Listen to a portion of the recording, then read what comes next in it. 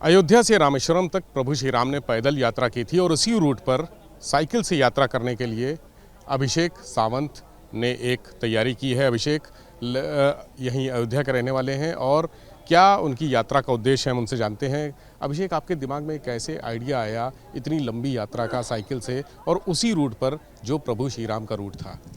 देखिए सर, बहुत दिनों से मैं अयोध्या पर ये रिसर्च कर रहा हूँ, अयोध्या में गाइड के तौर पर भी कार्य कर रहा हूँ कि जिस रूट से राम जी गए हैं वो पथ कौन सा है।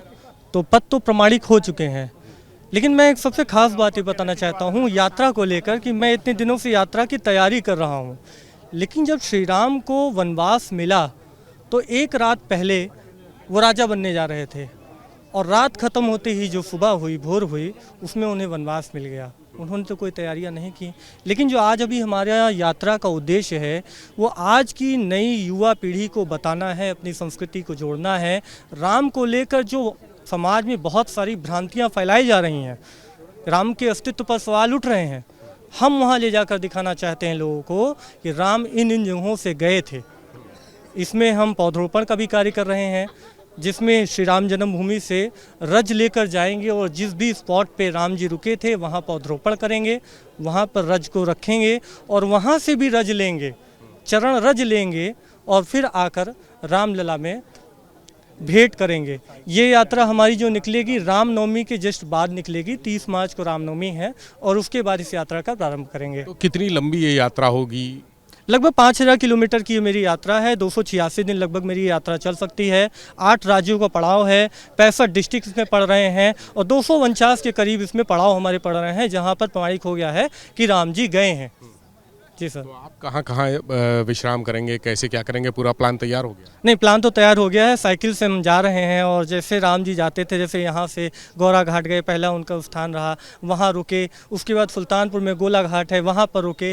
तो जैसे जिन जिन पड़ावों पर रुके हैं वहाँ हम जाएंगे, टेंट से रुकेंगे, वहाँ के आसपास लोगों से बात करेंगे, वहाँ पर्यटन का विस्तार कैसे हो सकता है, अयोध्या के पर्यटन को विस्तार कैसे दिया जाता है और दो संस्कृतियों का किस तरीके से मेल हम कर सकते हैं, इस पर हम नई जनरेशन से भी बात करेंगे, वहाँ के गांव से बात करेंगे। क्योंकि राम जी जब गए हैं तो वन था, आज वो गांव में तब्दील हो गए हैं, नगर में तब्दील हो गए हैं, लेकिन हम इस पर पूरा कार्य करेंगे और संस्कृति से जोड़ने का हमारा मुख्य उद्देश्य है। तो ये आपके दिमाग में कैसे आया कि जिस मार्ग से प्रभु श्री राम गए उसी मार्ग में आप साइकिल यात्रा निकालेंगे? ये सर दिमाग में बस इसीलिए आया है कि हमें लोगों को संस्कृति को बताना है, कल्चर से हमें परिचित कराना है। राम राज्य की जो परिकल्पना आज आप देख रहे हैं, यहाँ पर शिला आई है नेपाल से, जनकपुर से, उसको लोगों को दिखाना है। क्योंकि अभी जो हमारी जनरेशन है वो हमारी संस्कृति से थोड़ा सा दूर है, लेकिन अब धीरे धीरे जिस तरीके से सरकारें काम कर रही हैं उससे निश्चित है कि आने वाले समय में लोग संस्कृति से जुड़ेंगे और जानेंगे कि राम राज्य क्या है, अयोध्या क्या है, अयोध्या का अस्तित्व क्या है। तो इस तरह की यात्राओं में बहुत सारे संसाधनों की ज़रूरत पड़ती है, पैसे की ज़रूरत पड़ती है, आपके पास है वो सारे संसाधन? देखिए सर, आपने बहुत बड़ी बात कही है कि राम भी जब निकले थे तब यहाँ से उनके पास कुछ नहीं था। अभी मेरे पास भी कुछ भी नहीं है। ये पूरी मेरी यात्रा जन सहयोग की यात्रा है। मैं चलता रहूँगा और सहयोग मिलता रहेगा। जैसे इसमें बहुत सारे NGOs को मैं इनवाइट करना चाहता हूँ कि वो आएँ और मेरे साथ 10 किलोमीटर ही सही लेकिन साइकिल चलाएं। ये हम पर्यावरण को संदेश देंगे। वहाँ पहुँचेंगे तो पर्यटन को बढ़ाने का कार्य कर रहे हैं, इससे हम टूरिज़्म अवेयरनेस का काम कर रहे हैं। उसके बाद एजुकेशनल इंस्टीट्यूट हैं, जो भी रास्ते में हमें एजुकेशनल इंस्टीट्यूट मिलेंगे वहाँ हम बच्चों के साथ इंटरेक्ट होना चाहते हैं।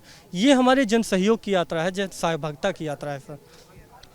तो अभिषेक की यात्रा रामनवमी के बाद से शुरू होगी और धर्म और आध्यात्म के साथ ही जो अयोध्या का टूरिज़्म है उसको आगे बढ़ाने की बात कही जाएगी, शिक्षा को आगे बढ़ाने की बात कही जाएगी, तमाम तरह की जो अवेयरनेस होती है उसको आगे बढ़ाने की इस यात्रा में बात कही जाएगी। कैमरा सहयोगी प्रमोद के साथ विवेक त्रिपाठी, ABP गंगा, अयोध्या।